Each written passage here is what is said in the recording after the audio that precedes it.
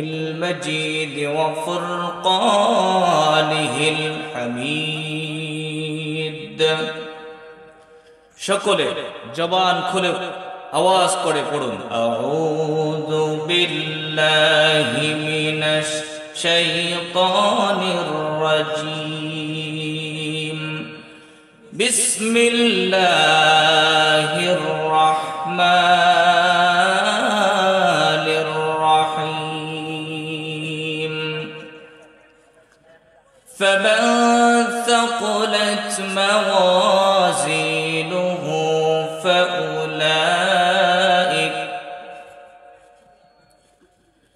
فمن ثقلت موازينه فأولئك هم المفلحون ومن خفت موازينه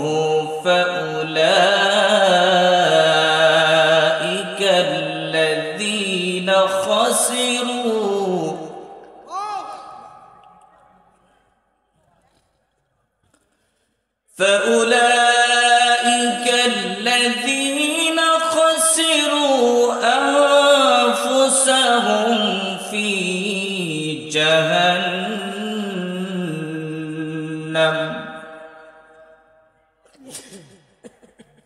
فأولئك الذين خسروا أنفسهم في جهنم خالدون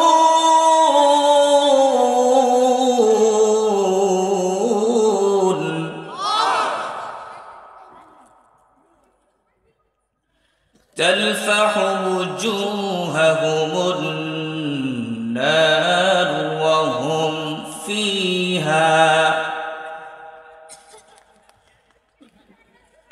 تلفح وجوههم النار وهم فيها كالحون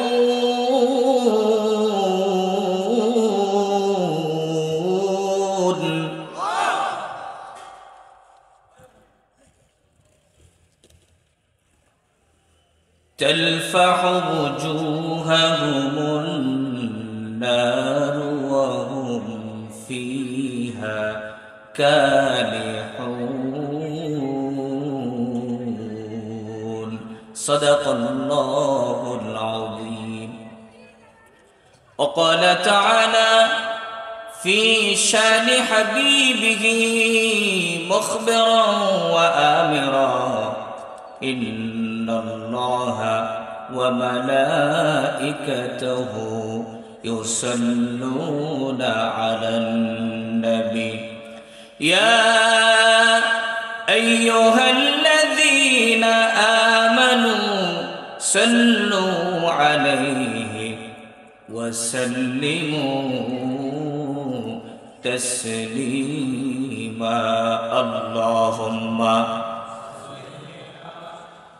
سيدنا مولانا محمد وعلى آل سيدنا مولانا محمد কতদিন কত রাত কাঁদলে পড়ে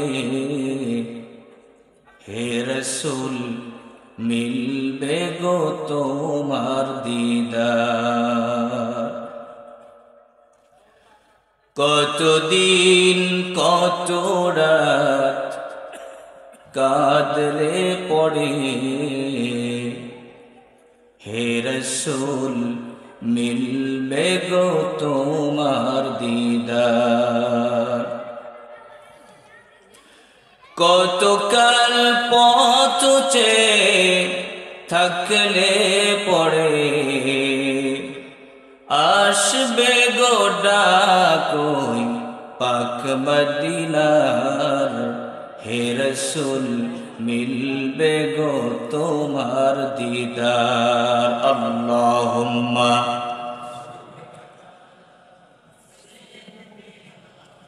مولانا محمد وعلى آل سيدنا بلغ العلا بكماله كشف الدجى بجماله حسنت جميع خصاله صلوا عليه وآله محمد में आकर कुफर को मिटाया कुफर को मिटाकर सदाकत बताया बलगल उला बिकमालिही कशफत दुजा बिजमालिही हसनत जमीओ खसालिही सल्लु अलैहि व आलिही। আলহামদুলিল্লাহ। ঐতিহ্যবাহী মাগুরা জেলার শ্রীপুর অন্তর্গত হগলডাঙ্গা আশরাফুল উলুম হাফিজিয়া মাদ্রাসার 19তম ঐতিহাসিক তাফসীরুল কোরআন মাহফিলের শেষ অধিবেশনে আজকের মাহফিলের সম্মানিত শ্রদ্ধেয় সভাপতি, আমাদের সকলের প্রিয় মানুষ জনাব জোয়ারদার ফয়জুর রহমান সাহেব, সভাপতি অত্র মাদ্রাসা কমিটি, আল্লাহ পাক রব্বুল আলামিন তার এই বিশাল খেদমতকে দুনিয়া আখিরাতে আল্লাহ কবুল করুন, আমিন। আজকের প্রোগ্রামের মাহফিল ইন্তেজামিয়া কমিটির সেক্রেটারি সহ অন্যান্য বিভিন্ন নেতৃবৃন্দ, আজকের প্রোগ্রামের আমন্ত্রিত অতিথিবৃন্দ, প্রধান অতিথি জনাব সাকিব আল হাসান, মাননীয় সংসদ সদস্য মাগুরা 1, বিশেষ অতিথি জনাব মোহাম্মদ আবুল কালাম আজাদ, জনাব মোহাম্মদ মশিউর রহমান, চেয়ারম্যান শ্রীপুর ইউনিয়ন পরিষদ সহ আজকের প্রোগ্রামের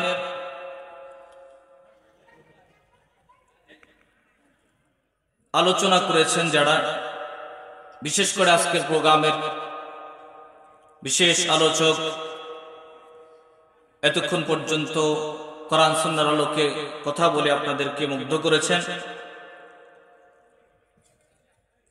একান্ত প্রিয় ভাই বিশিষ্ট ইসলামী চিন্তাবিদ মুফাসসির কোরআন হাফেজ কারি মাওলানা মাসুম বিল্লাহ কুষ্টিয়া, আল্লাহ পাক তাকে কোরআনের ময়দানে কবুল করুন, আমিন। অত্যন্ত চমৎকার কথা বলেন, আল্লাহ পাক কথাগুলোকে আমাদের জন্য আমল করার তৌফিক দান করুক, আমিন। আরো কথা বলেছেন বিশিষ্ট ইসলামী চিন্তাবিদ মুফাসসির কোরআন হাফেজ মাওলানা মুফতি মোহাম্মদ আবু তৈয়ব, খতিব দিয়াবাড়ি শাহী মসজিদ মিরপুর ঢাকা। আরো কথা বলেছেন জনাব মোহাম্মদ মজদুর খলিফা, কাদেম চরবড়াই শ্রীপুর মাগুরা সহ মাহফিল পরিচালনায় আছেন আমার প্রিয় ভাই অত্র মাদ্রাসার মুহতামিম হাফেজ মোহাম্মদ হাবিবুর রহমান সহ সম্মানিত দিগার উলামায়ে কেরাম, এই মাগুরা শ্রীপুরের বিভিন্ন মাদ্রাসা থেকে আগত সম্মানিত প্রিন্সিপাল মুহতামিম, শ্রদ্ধেয় শিক্ষক মণ্ডলী, বিভিন্ন মসজিদের সম্মানিত আইম্মা, খুতাবা, বিভিন্ন মাদ্রাসার সম্মানিত তালিবুল ইলম, মাদ্রাসার ছাত্র, বিভিন্ন স্কুল কলেজ ইউনিভার্সিটির ছাত্র ভাইয়েরা, দিন প্রিয় ইসলাম প্রিয় মর্তে মুজাহিদ মুসলমান ভাইয়েরা, পর্দার অন্তরালে অবস্থিতা মুহতারিমা মা এবং বোনেরা, আমরা সর্বপ্রথম সেই মহান মনিবের দরবারে শুকর আদায় করছি যিনি ভালোবেসে মহব্বত করে পৃথিবীর জান্নাতের বাগানে জুড়ে মলে বসার তৌফিক দান করেছেন।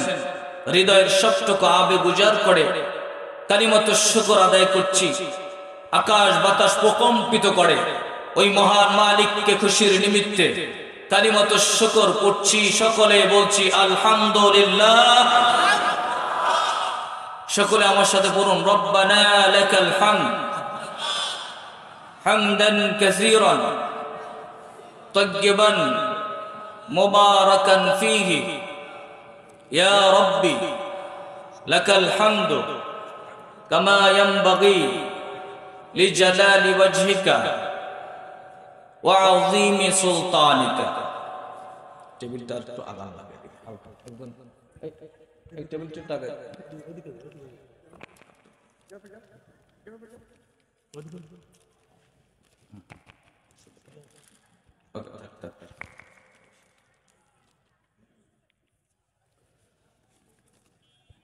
দুরূদ সালাম পাঠ করছি বিশ্ব মানবতার মুক্তির দূত সাইয়্যিদুল মুরসালিন শাফিউল মুযনিবিন রাহমাতুল লিল আলামিন মুহাম্মদুর রাসূলুল্লাহ সাল্লাল্লাহু আলাইহি ওয়াসাল্লাম। সম্মানিত হাজিরিন, আজকের এই মাহফিলে আসতে পেরে আপনারা খুশি না বেজার?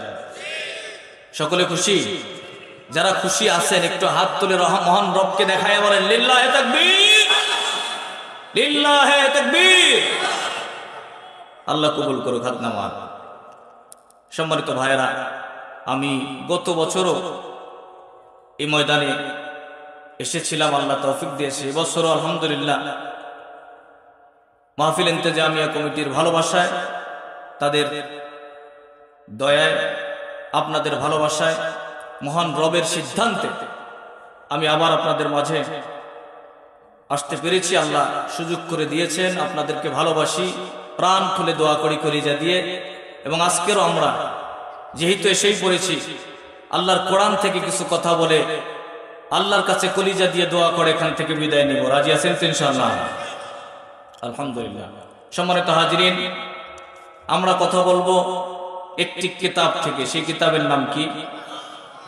আল্লাহর কোরআন থেকে কথা বললে কোনো সন্দেহ, কোনো গোজামিলের সম্ভাবনা, এবং আল্লাহর কোরআন থেকে কথা বললে শুনতে চায় না এমন কেউ আছে? আছে, আছে।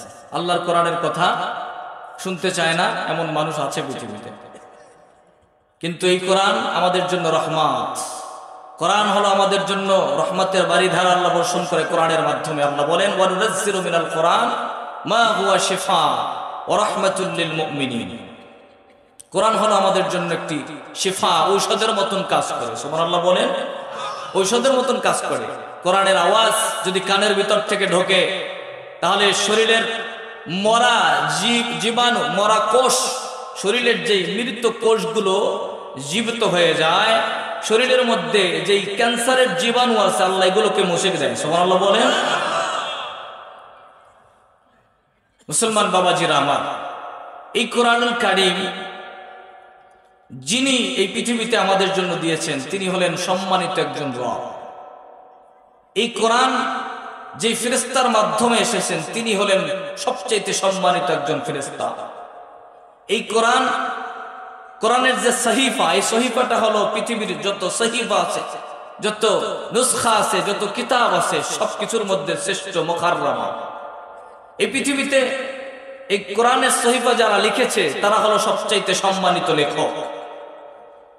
এই পৃথিবীতে যেই মানুষের উপরে কোরআন নাজিল হয়েছে তিনি হলেন সবচাইতে সম্মানিত রাসূল। সুবহানাল্লাহ বলেন। আল্লাহ পাক বলেন তানজিলুম মির রাব্বিল আলামিন।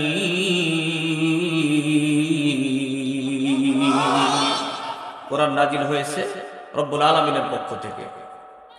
সূরা ওয়াকিয়া আল্লাহ বলেন ইন্নাহু লাকুরআনুন কারীমুন ফি কিতাবিম মাকনুন লা ইয়ামাসসুহু ইল্লাল মুতাহহারুন। ইন্নাহু লাকুরআনুন কারীম, এটা হলো সম্মানিত কোরআন। সুবহানাল্লাহ বলে, সম্মানিত কোরআন। লা ইয়ামাসসুহু ইল্লাল মুতাহহারুন, কোন অপবিত্র বস্তু কোরআনকে স্পষ্ট করতে পারে না। সুবহানাল্লাহ বলেন। এই জন্য যারা কোরআন পড়ে না, কোরআন পড়তে চায় না, কোরআন ভালোবাসে না, এরা আসলে পবিত্র। আর এই কোরআন তো মানুষ কেন, জিনরা পর্যন্ত কোরআন শুনে অবাক হয়ে গেছে, জিনরা পর্যন্ত। এই জন্য আল্লাহ কোরআনে সূরা জিনের শুরুতেই বলেন কুল উহিয়া ইলাইয়া أنه استمع نفر من الجن فقالوا إنا سمعنا قرآنا عجبا জিনরা কোরআন শুনে রাসূলুল্লাহর জবান থেকে এই কোরআন শ্রবণ করে করে এত তৃপ্তি পেয়েছে, তারা এক পর্যায়ে তারা বলতে বাধ্য হয়েছে, কি আজীব এক কোরআন, এত আশ্চর্যজনক কথা কোরআন কোনোদিন আমরা শুনি নাই। এজন্য তাফসীর প্রমাণ করে এরপরে তারা গিয়ে তাদের এলাকার মধ্যে তারা গিয়ে দাওয়াত দিছে কোরআনের। লক্ষ লক্ষ জিন কোরআন শুনে আমার রাসূলুল্লাহর হাতে হাত দিয়ে মুসলমান হয়েছে।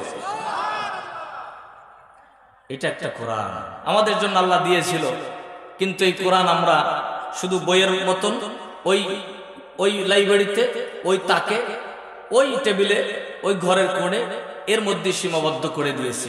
প্রকৃতপক্ষে কোরআনটাকে, কোরআনের যে হকগুলো ছিল এই হকগুলো আমরা আদায় করি না। এজন্য আজকের গোটা পৃথিবীতে মুসলমানরা লাঞ্ছিত, অপমানিত, নিগৃহীত, বঞ্চিত, আর গোটা বিশ্ব ইহুদি, খ্রিস্টান, নাস্তিক, আল্লাহ দ্রোহী, খোদা দ্রোহীরা শাসন করতেছে। কথা বলে ঠিক কিনা?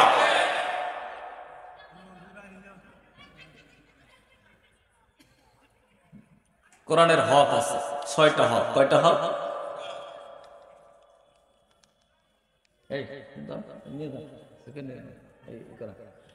কোরআনের হক কয়টা? 6টা। 1 নম্বর হক হলো কিরাআতুল কোরআন। কিরাআতুল কোরআন, কোরআন শিখা, কোরআন পড়া। কথা কি বুঝতেছেন তো? আপনাদের কষ্ট হচ্ছে? একটু খেয়াল করেন, আমি আস্তে আস্তে ধাপে ধাপে আপনাদেরকে নিয়ে একটু যাবো দূরে। আমাকে একটু সময় দিবেন তো? ইনশাল্লাহ সাক্ষাৎ হলো, দেখা হইলো, একটু আপনাদের সাথে পরিচয় হই, কথা বলি, তারপরে আমি আস্তে আস্তে ভিতরের দিকে আগাবো ইনশাআল্লাহ।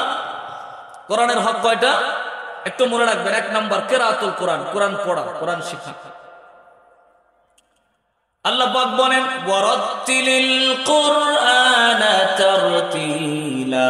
সূরা মুজাম্মিলে আল্লাহ বলেন তোমরা কোরআন তেলাওয়াত করো, কোরআন পড়ো তারতিলের সাথে, তাসবিদের সাথে, সহিভাবে। আর এই কোরআন সহিভাবে শেখানো হয় মাদ্রাসায়। কথা বলি ঠিক কিনা? এই যে মাদ্রাসা, এই মাদ্রাসাগুলো এই জমিনের জন্য রহমত, আসমানের রহমত। কথা বলেন ঠিক কিনা? এই মাদ্রাসাগুলো যতদিন থাকবে ততদিন এই বাংলার জমিন টিকে থাকবে। এই মাদ্রাসাগুলো যতদিন থাকবে ততদিন আসমানের জায়গা থাকবে। কারণ এই জায়গায় বাচ্চারা যে কোরআন পড়ে, এই কোরআনটা লাউহে মাহফুজের কোরআন।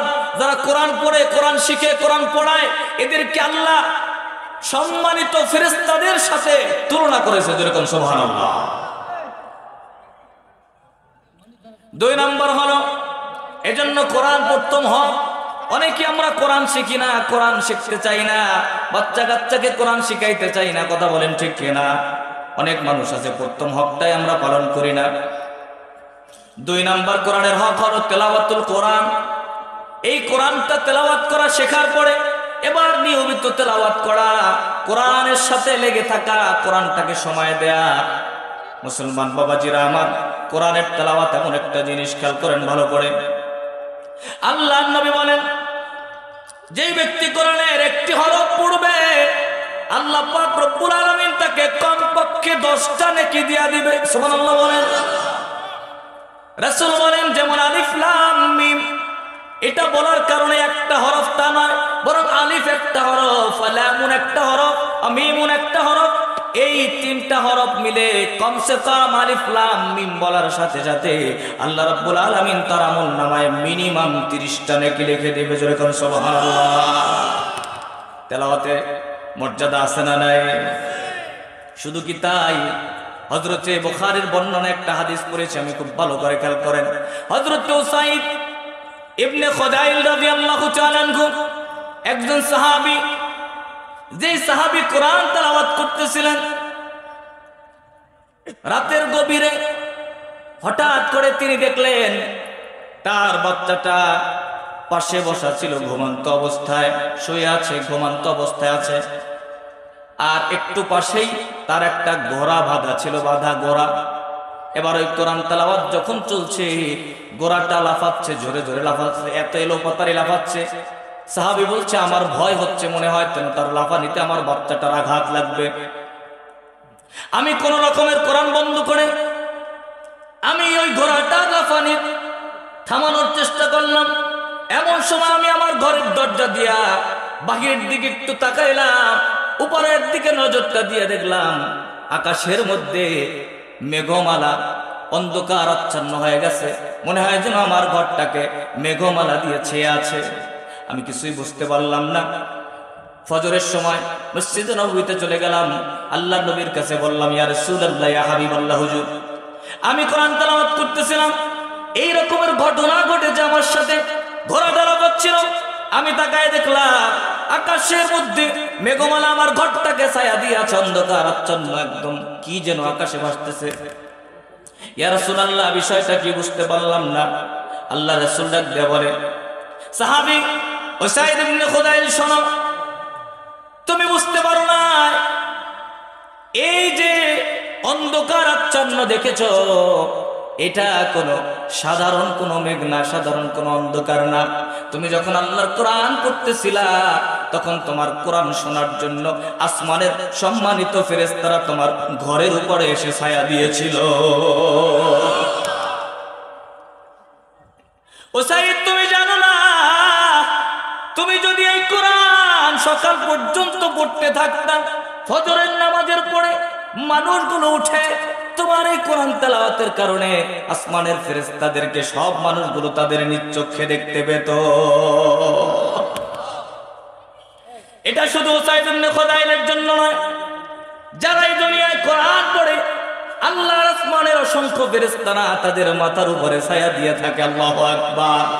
ওই মানুষগুলোর দুনিয়ায় কোনো কেউ ক্ষতি করতে পারে? এজন্য আমরা যখন এখানে কোরআন পড়বো, কোরআনের আলোচনা হবে, তাফসীর হবে, আপনারা দেখেন না কিন্তু চতুর্পাশে আকাশের উপরে, ছাদের উপরে, মাথার উপরে, সামিয়ানার উপরে লক্ষ লক্ষ আল্লাহর ফেরেশতারা আমাদের কোরআন শোনার জন্য বসে আছে।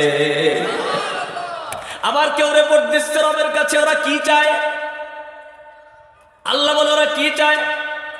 এরা বলে, আল্লাহ, এরা তোমার মহব্বত ভালোবাসায় তোমার কোরআন শুনতে বসে গেছে। আল্লাহ বলে, যদি সেটাই হয় লিখে রাখো, লিখে রাখো। এই বান্দাগুলো যখন বের হয়ে যাবে, আমি তাদের জিন্দেগীর তামাম গুনাহগুলো মাফ করে দিব।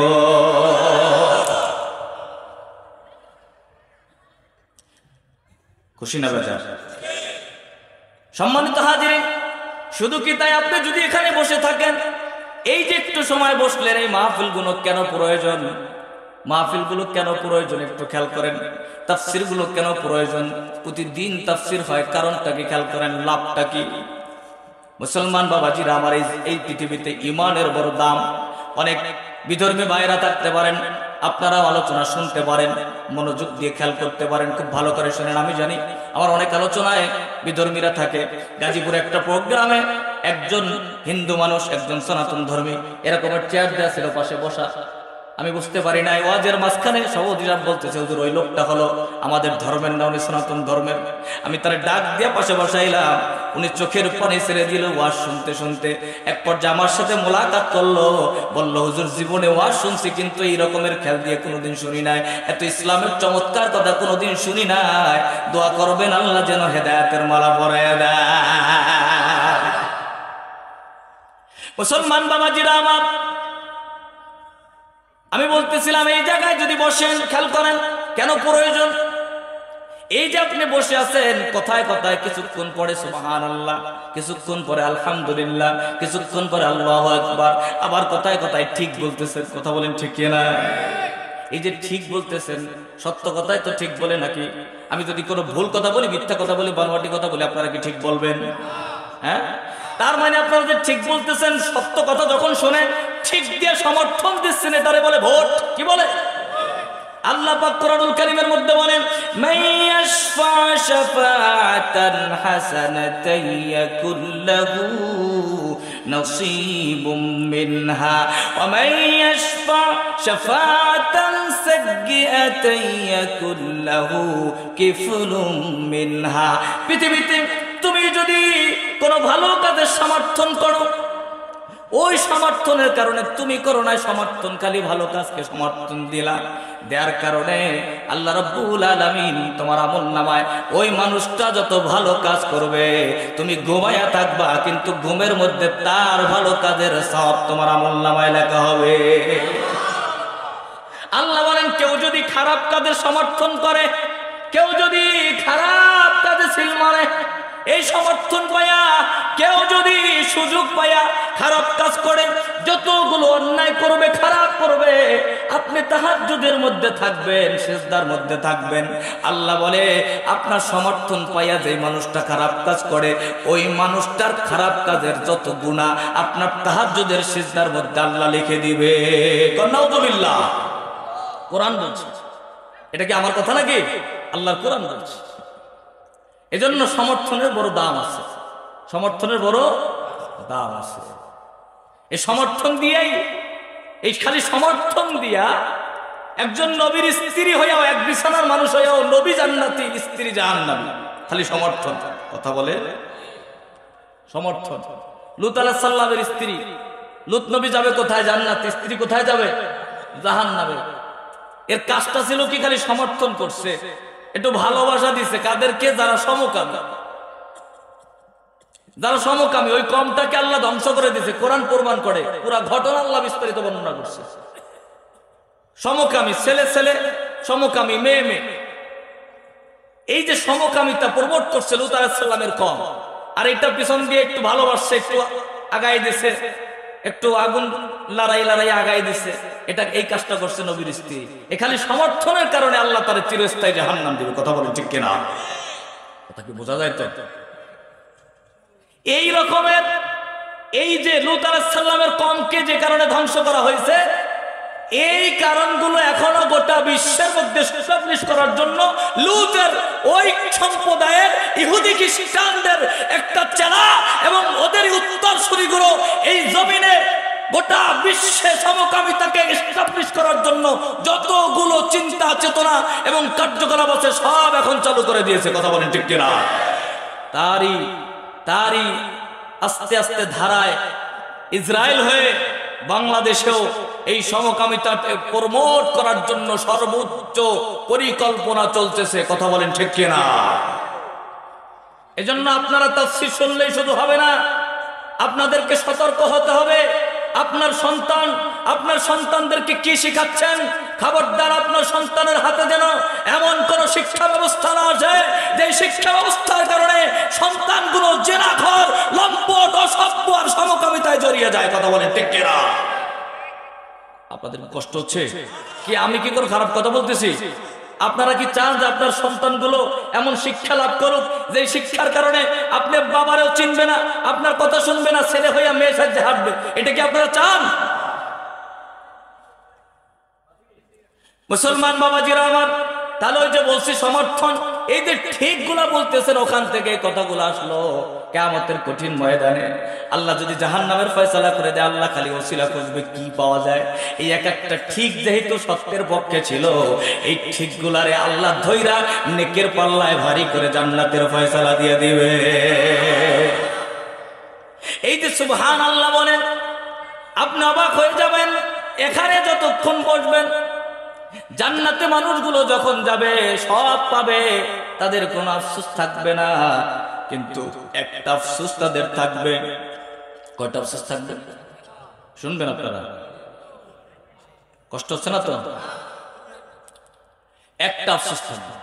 সেই আফসোসটার নাম হলো, মানুষগুলো শুধু এই আফসোস করবে, হারে পাশের আরেকজনকে দেখে, জান্নাতি মানুষদেরকে দেখে জান্নাতি মানুষ আফসোস করবে, হারে ওই দিন বসে বসে দোকানে আড্ডা যদি না মারতাম, ওই আজে বাজে গল্প না করে যদি ওই মাহফিলে যাইতাম, আর একবার সুবহানাল্লাহ হইতো। ঘুমাইছিলাম, মোবাইল টেপতেছিলাম, যদি ওগুলো না করে একটু সুবহানাল্লাহ বলতাম, একবার যদি আলহামদুলিল্লাহ বলে আসতাম, একবার যদি একটু আল্লাহু আকবার বলে আসতাম, তাহলে আজকের আমার জান্নাতের স্তরটা আর আয়েশটা আরো সুন্দর হতো, অমুকের মতন হতো। সুবহানাল্লাহ বলে। এই যে আরেকটু ভালো হতো, আরেকটু ভালো হতো, অমুকের মতন হতো, এই আফসোসটা জান্নাতীদের থেকেই যাবে। এই জন্য আমাদের জবান থেকে, আমাদের চিন্তা চেতনায় একজনের নাম বের হবে, তিনি কে? মুসলমান বাবাজিরা আমার, মনে পড়ে যায় একটি কথা, হযরতে আব্দুল্লাহ ইবনে মুহাম্মদ ইবনে মুহাম্মদ ইবনে মুহাম্মদ ইবনে আল জাজারি, সুবহানাল্লাহ বলেন। একজন মুহাদ্দিসের নাম আব্দুল্লাহ ইবনে মুহাম্মদ ইবনে মুহাম্মদ ইবনে মুহাম্মদ আল জাজারি। দেখেন, ছেলের নাম আব্দুল্লাহ, বাপের নাম মোহাম্মদ, দাদার নাম মোহাম্মদ, তার বাপের নাম মোহাম্মদ, সুবহানাল্লাহ বলে। আর এখন তো তারা ভালোবাসছে রাসূলকে, ভালো নাম, একই বংশের মধ্যে বাপের নাম দাদার নাম রাখছে। আর এখন আমরা ভালো নাম রাখতে চাই না। এখন মডার্ন যুগ, নাম আসলে বাচ্চা কাচ্চা হইলে এবার খোঁজে পুরো বংশ এলাকার মধ্যে নাম নাই, ওইটা রাখতে হবে, কথা কর। কিন্তু রাসূল বলে আব্দুল্লাহ, আব্দুর রহমান সবচাইতে প্রিয় নাম। হাদিস বলে এ নামগুলো ভালো লাগে না? সাহাবীদের আমল ছিল, আমাদের আকাবিরদের আমল ছিল। হাদিস পড়লে আমরা দেখতে পারি ছেলের নাম আব্দুল্লাহ, বাবার নাম আব্দুল্লাহ, দাদার নাম আব্দুল্লাহ। অসংখ্য হাদিসের রিওয়ায়াত আছে এমন। এজন্য উল্টা পাল্টা নাম, আনকমন নাম খুঁজতে যায়, বংশের মধ্যে কোথাও নাম থাকতে পারবে না, এলাকার মধ্যে নাম থাকতে পারবে না, এমন নাম খুঁজতে যায় উল্টা পাল্টা বাতাস, ঐশী, এরপরে বল্টু, সেন্টু, এমন নাম রাখে।